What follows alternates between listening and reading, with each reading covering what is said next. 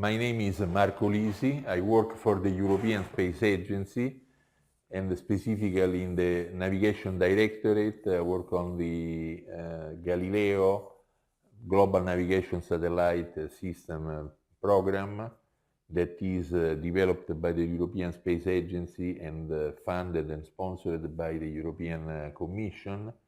I also support the European GNSS Agency, also known as GSA, that is the agency created by the European Commission and based in Prague, that is meant to develop and exploit all the applications based on Galileo.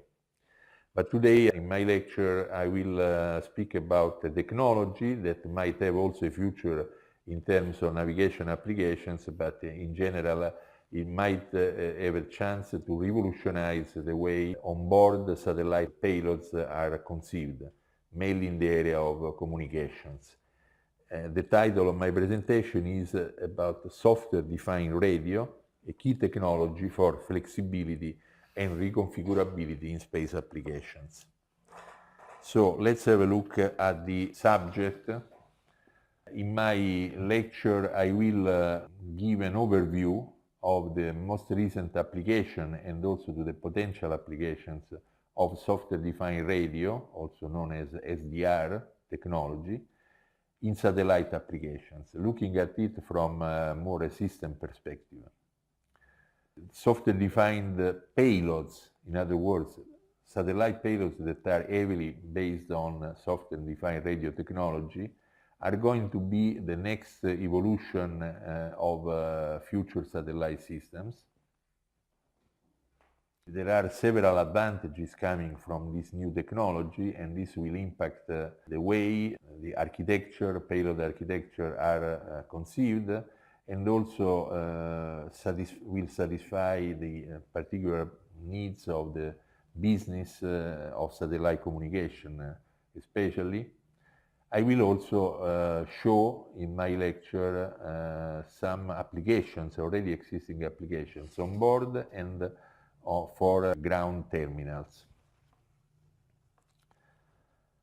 What is the reason for introducing this technology in satellite application? The reason comes from one important need that is more and more considered important in satellite missions, in particular for telecommunication. That is a need for flexibility.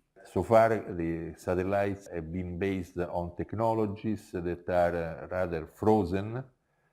If you make the onboard payload complex, you risk also to make it too customized.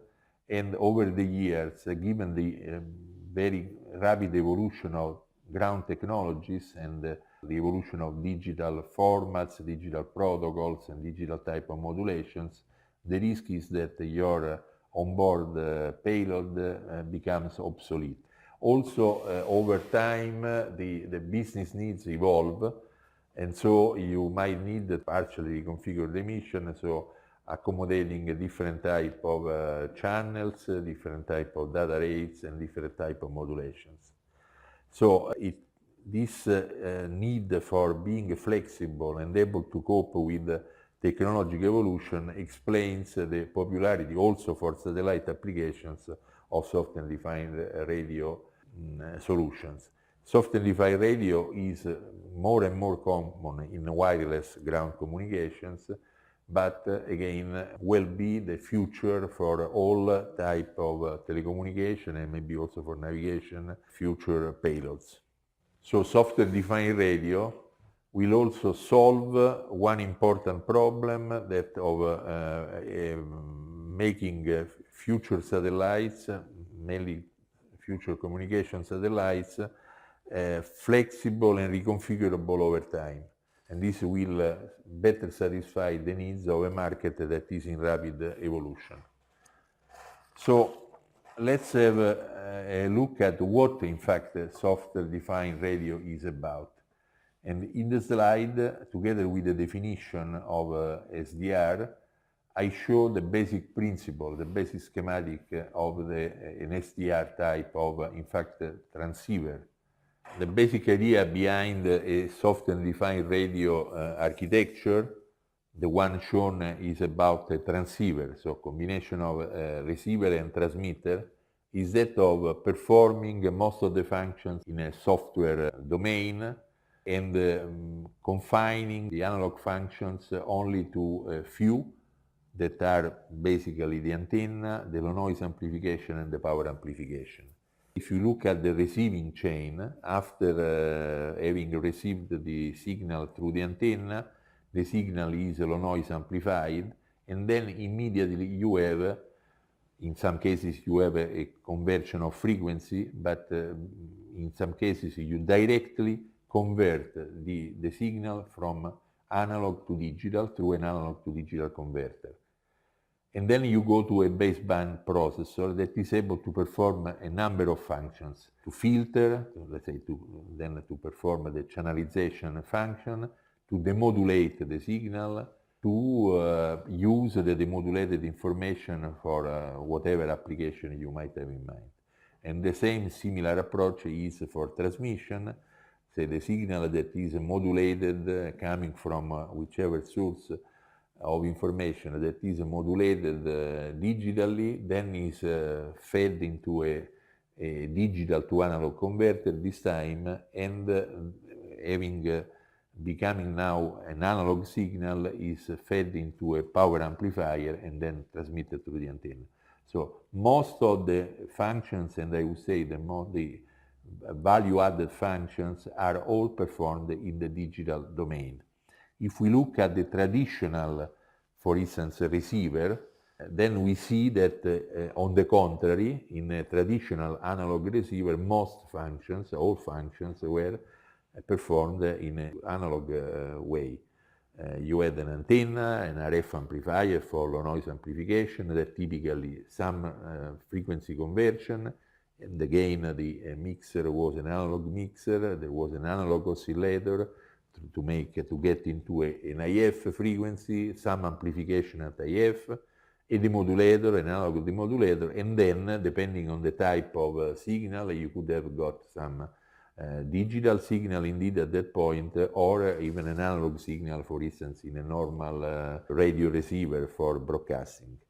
The conversion of frequency was needed to translate the useful band, the instantaneous bandwidth, down to a certain IF, as shown in this particular case. In some cases, you could have had more than one conversion, so to get down to IF through a double conversion, for instance. Double conversion receivers are very common. If we look instead at the block diagram of an SDR receiver, to make the comparison, then you see that the part that is realized in an analog fashion is very limited. As I said before, you can, after some low noise amplification in case of a receiver that is realized in an analog amplifier, you might or might not have a conversion to a IF frequency. It depends on the technology and the frequency you are working at.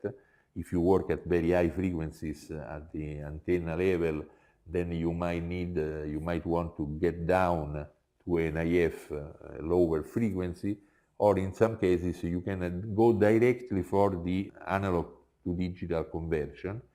And after that, all the other functions that were traditionally performed in analog way are then realized through processing, through digital signal processing. So you want to separate the different channels, you do it in digital signal processing. You can make whatever type of filtering on the signal, and again you perform in digital signal processing. Then you can, most important, you want to demodulate the signal, and this is again done in digital signal processing. And then after that, you can, having already the information in the digital domain, you can apply this information to whichever other processing to feed an application or whatever. So if we, at the bottom of the slide, you look at the apportionment of technology, then you see that together with analog, you have a minimum of hardware solution, for instance, the low noise amplifier or the power amplifier in case of a transmitter. All the rest is software, and of course a platform that is a hardware platform like a microprocessor that is able to process the software. So this is the basic approach for software-defined radio. What are the advantages and the benefits, the potential benefits of software-defined radio in general, and more specifically for space applications? The fact that you are very much independent on the air interfaces. You realize a sort of virtual transparency of the SDR receiver or transmitter, because you can cope with the change in air interface easily just by changing the software. So it is, while hardware is difficult, especially in space, impossible to, or very difficult to reconfigure, software is easily reconfigurable. So you can upload a new software and you can get huge versatility and flexibility in terms of, for instance, of new air interfaces. You can also easily introduce new services. I mentioned the possibility to get a different channelization. It's very simple. I mean, again, filtering in an analog way is not very well reconfigurable. It's difficult to get, especially in narrowband filtering, reconfigurable, while it is very easy to do it in digital signal processing. You just change some parameters, you just upload a new software, and you get a completely new plan of filtering, a new channelization, which means also maybe a possibility for new services. So, in general, you can also improve, in fact, the quality of your digital signal processing if you have new algorithms that provide better performance. Again, no worry.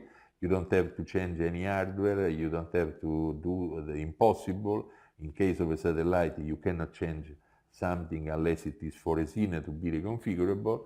You just upload new software to the satellite and you get maybe new features. All these advantages can be categorized in two main areas: the reconfigurability over time, so the capability to cope with new needs and new requirements, and the reprogrammability.